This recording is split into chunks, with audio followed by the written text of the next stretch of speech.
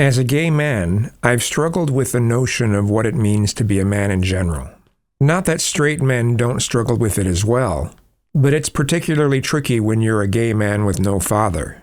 If I were to have gone by the standards of the gay community, I would have likely been a feminine queenie guy. I'm not saying that that would have necessarily been a bad thing, but it's just not what I wanted to be. I've always been drawn to masculine people, not just as an attraction, but I've wanted to learn from them how to be more masculine myself. I wanted a father figure. In my 20s, I'd sometimes hang out at biker bars. Just to clarify, I'm not talking about bicycles. I'm talking about motorcycles like Harleys, not crotch rockets. I wouldn't say or do much at these biker bars other than ordering a drink, but I'd sit and analyze how the male bikers carry themselves and talk with others. A couple of times I witnessed a bar fight. It was kind of surreal, but I did learn more about how to be more masculine.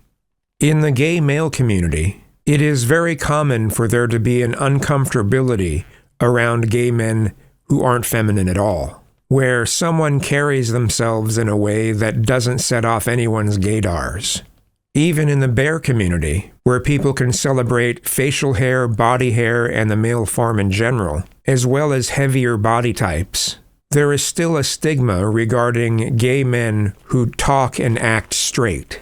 I can't count how many times I've been to a gay establishment and I've eavesdropped to hear people saying that they don't trust gay men that aren't at least slightly feminine.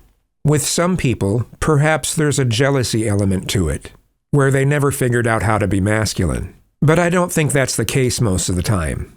When I've had discussions about it with a number of other gay men, many have said that they're uncomfortable around people who promote or project heteronormativity, that promoting straight standards for how to carry yourself is steeped in homophobia and self-hate. I highly disagree with them about that, at least in regards to myself. But nothing I say will change their minds. They're absolutely convinced about it. And it's probably worse now than it was when I was in my 30s, now that we're supposed to identify as queer in order to support the rest of the community. I don't think I'm better than anyone else. I don't think my being somewhat masculine makes me any better than people who are feminine. Being more masculine is simply a part of who I am. Sure, I worked hard at it, but it's just who I've wanted to be. I wanted to be an example of an out-of-the-closet gay man who is masculine.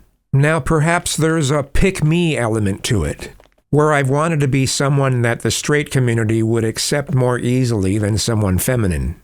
I never wanted to come across as being an activist. And believe me, there have been some extreme activists since the 1990s. Here on YouTube, I've told numerous stories about the activist group ACT UP. I think they did more harm than good. Sure, they made people more aware of HIV and AIDS, but at a high cost.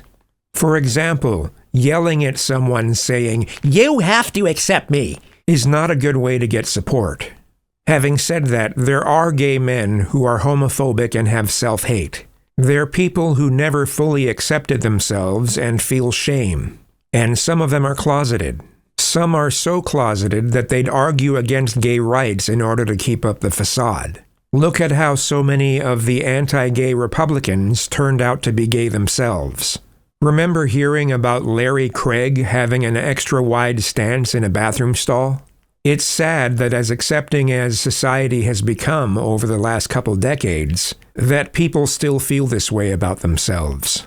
There also are gays and lesbians who don't want to be a part of the LGBT community as a whole because of how extreme the activism has gotten over the last few years, particularly the TQ side of the community. I'm not a fan of the activism myself, but I'm not about to let that make me go into the closet or speak against gay rights. Granted, for a while it was giving me a negative attitude towards the LGBT community as a whole, especially as I was buying into right-leaning propaganda. Thankfully, I got out of that mode, but I still have no desire to be feminine. It's just not me. I like masculinity, and it shouldn't matter why. Just saying.